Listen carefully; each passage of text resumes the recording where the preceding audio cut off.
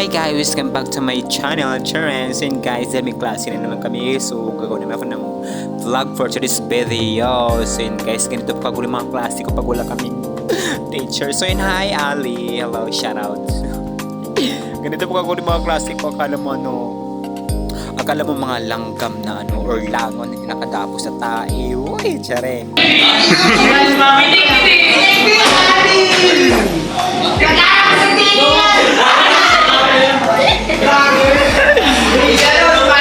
Alam nyo guys, bilang presidente ako na-stress sa kanila. Diyos ko, ang kulo lang ka ng mga kinder lang.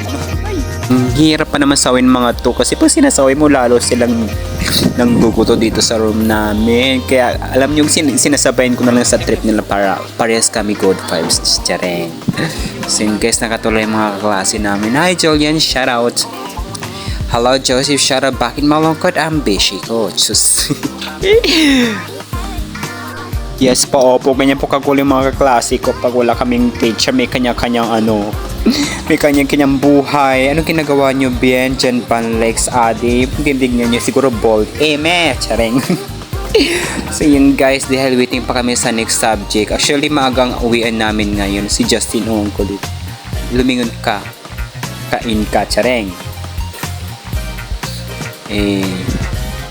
Ano yan? Anong inaabot mo, Justin? Just Tinan nyo man mga klase ko. Oh, Diyos ko Lord. So yun guys, habang waiting pa kami sa next subject, flex ko lang si Calvin and Julian. Then ayun, nakatulala pa din si Joseph.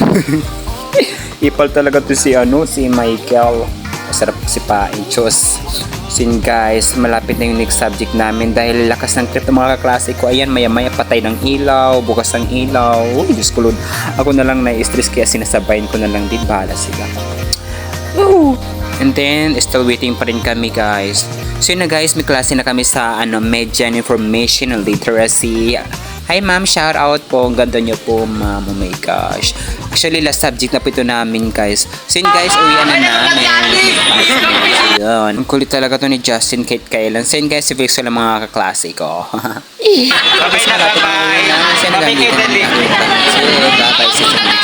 Ganito po sa school namin pag uwian, nagiging crowded sa labas. Shout out kay Kay Danica. So yun guys, hanggang dito lang po. See you sa my next vlog. Bye bye.